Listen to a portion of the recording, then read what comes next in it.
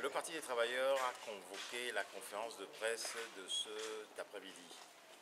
du mardi 29 janvier 2013, d'une part pour informer sur l'audition de son secrétaire chargé de la coordination que je suis par le service de renseignement et d'investigation de la gendarmerie nationale. Hier, lundi 28 janvier, dans la matinée.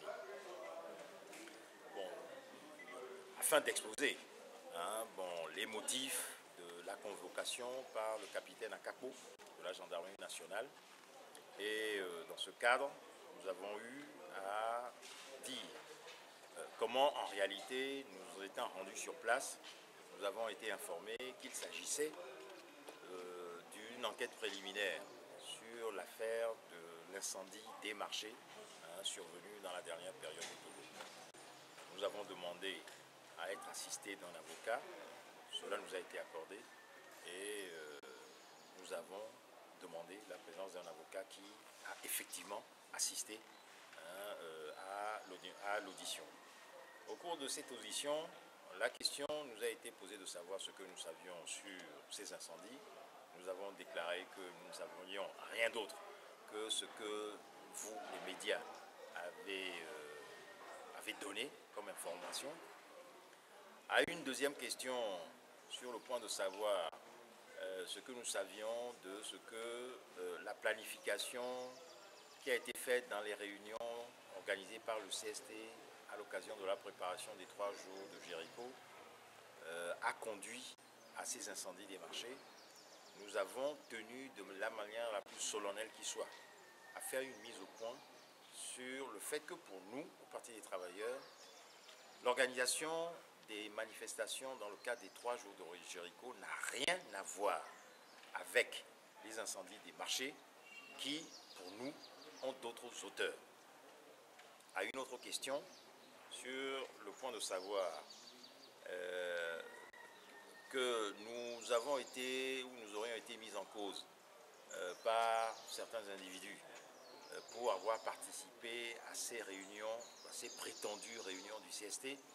au cours desquelles les incendies des marchés auraient été décidés, planifiés.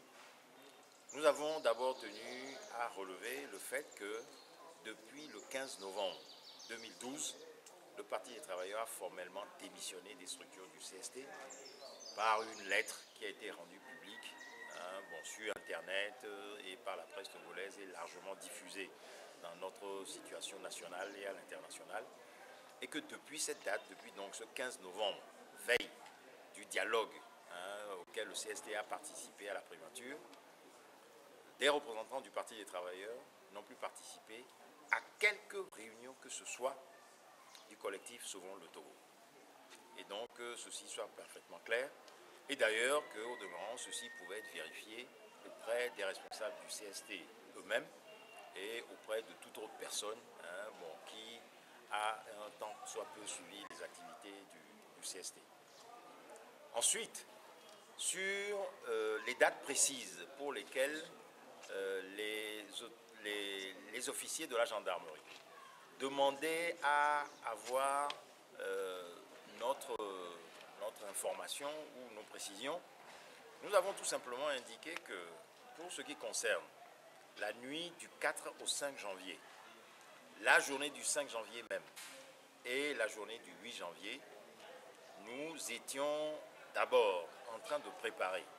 la série de conférences-débats qui a précisément commencé le 5 janvier, ici même au Centre culturel des Niban, par une conférence-débat sur la vie de Sylvanus Olympio, son œuvre, les conditions de son assassinat et ses conséquences. Laquelle conférence de presse a été suivie d'une projection de film intitulée « L'assassinat de Sylvanus Olympio et la question de l'impunité au Togo ». Que ce programme de conférence pour la journée du 5 janvier est à l'identique ce qui a été répété les 4 jours suivants, c'est-à-dire les dimanches 6, lundi 7, mardi 8 et mercredi 9 janvier, où invariablement, nous avons commencé des conférences-débats les après-midi par différentes conférences aussi bien sur des questions politiques, sur la violation des droits de l'homme, sur la régression de l'économie togolaise, sur la régression sociale qui ont marqué les 50 ans depuis l'assassinat de Sullivan Sounimpio jusqu'à aujourd'hui, et lesquelles conférences se sont toujours terminées par des projections de films, ici même, dans cette grande cour du centre culturel d'Enigma. Et que ceci pouvait être vérifié auprès d'un certain nombre de personnalités dont nous avons indiqué les noms, et même auprès du directeur du centre culturel d'Enigma ici. Et que des enquêtes pouvaient être faites, notamment auprès des membres de certains services de renseignement dont nous avions identifié la présence d'éléments dans ces réunions-là, notamment de l'ANR, et ceux-ci pouvaient confirmer que nous étions bel et bien présents en ces lieux, tenant ces conférences, et nous ne pouvions pas donc être doués d'un don d'ubiquité pour être présents à deux endroits au même moment. Alors, devant ces arguments, je pense que les officiers de la gendarmerie nationale n'ont pu qu'être convaincus, d'autant plus que nous leur avons remis le programme de l'ensemble de ces manifestations et leur avons demandé d'aller sur les sites internet togolais qu'ils connaissent pour aller vérifier si oui ou non l'information ou la publicité pour la participation à cette conférence débat a été faite ou non